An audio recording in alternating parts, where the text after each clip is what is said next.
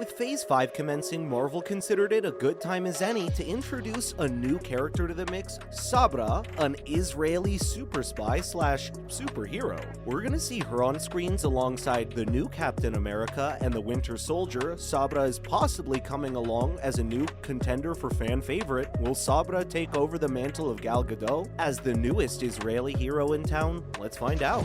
Firstly, who is the new superhero that has everyone excited? The MCU seems to be confusing its fans left, right, and center. They recently announced at the Walt Disney 23 Expo that Captain America New World Order is going to feature a disturbingly familiar superhero for comic book fans. Shira Haas is going to be playing Sabra. The comic book character is an Israeli superhero who was first introduced in The Incredible Hulk back in 1980.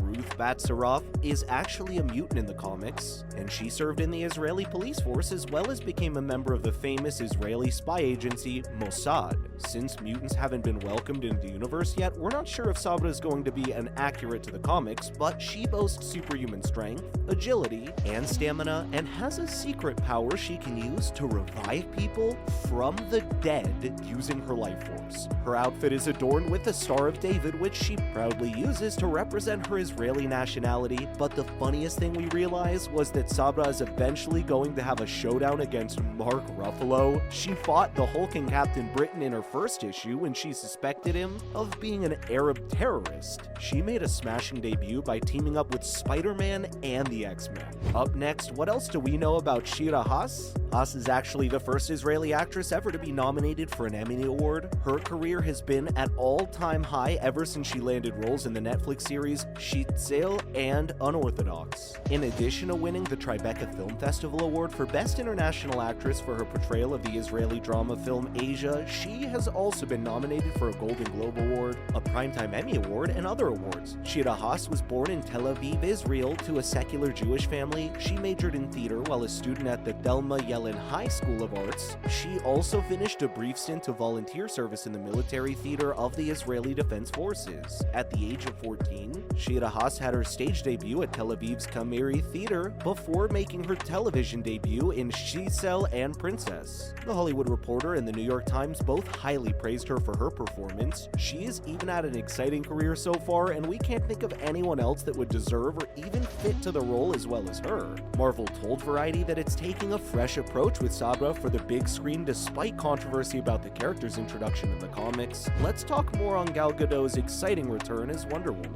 As a rather successful run on the big screen, Gal Gadot's Wonder Woman is still one of the most well-liked heroes of the franchise, but her time as the shining star of Israeli representation might be coming to an end. As the DCEU's most successful film to date, Gal Gadot's Wonder Woman made about $900 million worldwide at the box office and received positive reviews upon its debut in 2017. Her screen presence as Wonder Woman was amazing, and she really made us believe in the character. However, in 2020, Wonder Woman 1984 disappointed a lot of people when Diana Prince immersed herself in the 1980s with Pedro Pascal's Maxwell Lord and Kristen Wiig's Cheetah. Despite the difficulties of having to use a dual distribution plan in theaters and on HBO Max, the movie still ultimately flopped and had all of us wondering whether Diana Prince would have soon been dethroned as the only Israeli actress to play such a role. Despite the fact that Wonder Woman 3 is undoubtedly in the works, there is still a chance that Gal Gadot will play the title character before then. She appeared briefly on the HBO Max series Peacemaker and reprised her role as the lovable member of the Justice League. But now, news have been leaked of her new movie in which we're going to see her back again.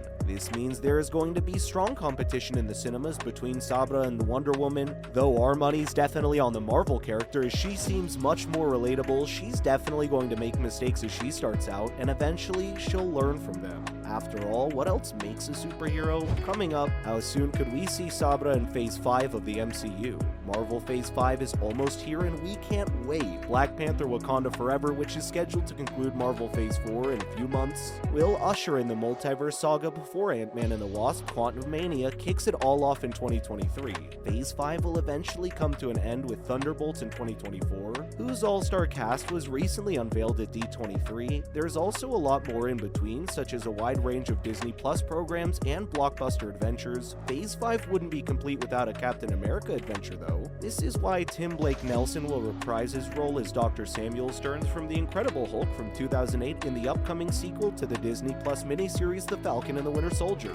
he'll make an appearance as time as the leader, his evil Gamma Infuser alter ego. Now that rumors have heard that Shira Haas is going to be the force to be reckoned with alongside Sam Wilson, although it isn't yet clear what her story arc is going to be, in the comics she was initially an anti-hero of sorts and later grew a conscience, and became the first Israeli superhero. But we can't wait to see how Marvel plays this new dynamic of superheroes emerging from every corner of the world, and this representation in cinemas is truly something that no other studio's ever been able to accomplish. Moving on to news surrounding Marvel Studios' announcement, the news that the upcoming Captain America film would not only feature Marvel's first Israeli-born superhero, but that the role would be played by a well-known Israeli actress quickly spread like wildfire. The entire entertainment industry in the world of Israeli-related journalism buzzed with valid questions around the announcement. The stories received a lot of attention on the news sites dedicated to entertainment, comics, and celebrities, but it hasn't yet been picked up by any significant mainstream media outlets outside of Israel yet. So it might be a tactic used by Marvel to gauge just how much outrage there is against it before they make any final decision. Most reviews such as Screen Crush, Deadline, and Variety tried very hard to stay neutral in the matter, fearing the backlash, whereas Wiki of Nerds straight up gave a major thumbs up and said that they were looking forward to seeing the Israeli superhero. They believe that Sabra is going to be an amazing addition to Captain America New World Order and that Haas is going to excel in the role. It does seem like it pulled off the right way. This could give Marvel the creative opportunity to do some really good social commentary on the Israeli state, but only if they keep the character grounded in the realities of what's actually happening right now, perhaps something similar to Wyatt Russell's US agent. Finally, how could this decision affect Marvel Studios? Benny Stein put the entire matter perfectly as he critiqued Marvel's announcement. In an article for The Direct, the supported fans who are against the Israeli hero's inclusion, he pointed out how Sabra is a very concerning history with Marvel that just can't be ignored. The character's written so clearly to be racist and use her powers to harm Arab civilians. What was going through the minds of the Marvel writers in the 80s?